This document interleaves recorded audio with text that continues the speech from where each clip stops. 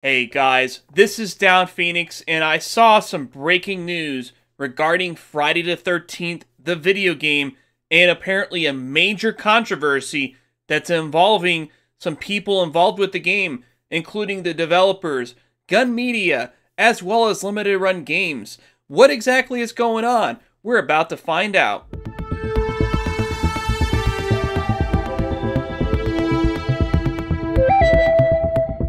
So on February 2nd, a Reddit user by the name of Jason Throwaway 13 posted this lengthy Reddit article about some controversy involving an eBay seller who was selling game keys for Friday the 13th. Now, these were very special keys because they weren't just simply for the game or anything like that. They were actually to unlock Kickstarter exclusive DLC to unlock a Savini Jason, which apparently is a special reward that you only got if you were a Kickstarter backer. From what I hear, this Savini Jason's also a pay-to-win character, but that's another thing entirely, right? But anyways, this is a major controversy because supposedly this reward was only available for the Kickstarter people, but mysteriously a lot of these keys started showing up on eBay. Now, why exactly is that a problem? Well, according to Gun Media's FAQ, they said it was actually a bannable offense to sell these keys to other people because they wanted to ensure that only the people that backed the Kickstarter were using those keys. They didn't want them to possibly scalp those keys for people that decided to get the game later on or something like that. So that, of course, definitely throws a red flag when you consider that this particular eBay account has been selling this key to many different people over the past 6+ months, since July of 2017. Now, of course, we're starting to learn that this is a problem. Thank you very much, of course, to the work of Jason Throwaway 13. I guess he must be a major Friday the 13th fan if the name says anything, right? But this is a huge deal. So, what exactly is the connection here between Gun Media and Limited Run Games in this?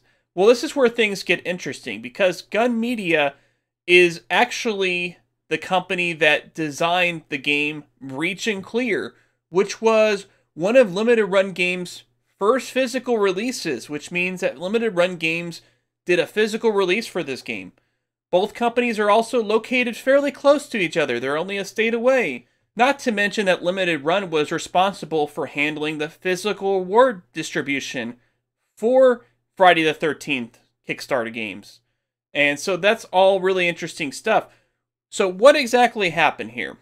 Well, apparently Gun Media has issued a statement in response to what happened here. They were claiming that this incident was due to a theft that happened at one of their distributing partners.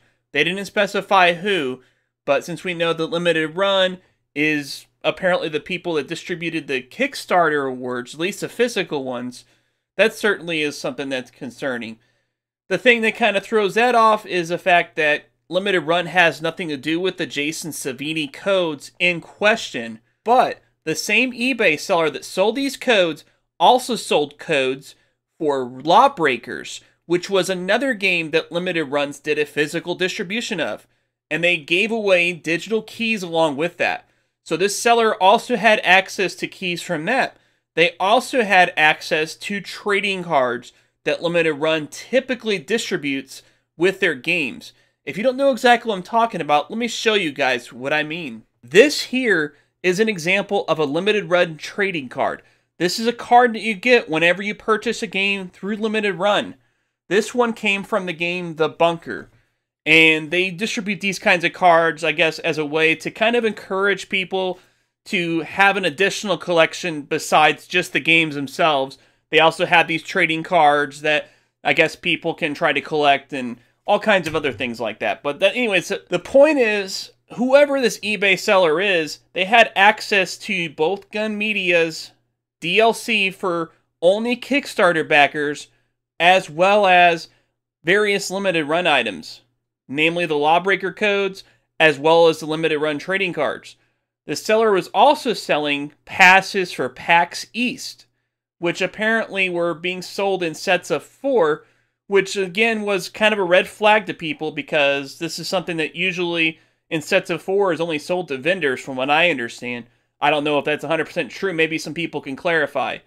Now, Gun Media, of course, gave their response, and Limited Run said that it didn't involve them because those codes were Gun Media. But it doesn't really answer the questions that we want to know and what exactly is going on, especially since some of these codes were being sold on eBay for as much as $300, which is crazy to think about that people would even pay that much for a DLC code for a Kickstarter award to unlock a character in a game.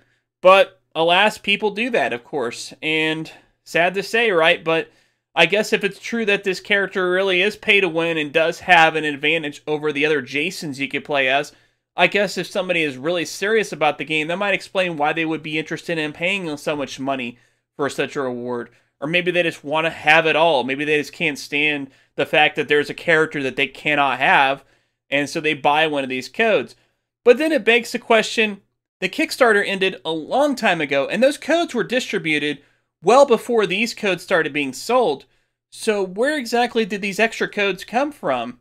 Did these codes get generated automatically, and then maybe they just had some left over, and maybe they planned on doing something with that, but then this supposed theft happened that Gun Media is stating, and then all that happened? Is that what's going on here? And how come we're just now learning about the theft? If there was a theft at Gun Media or one of their distribution partners, whether it's Limited Run or somebody else, why weren't the authorities involved?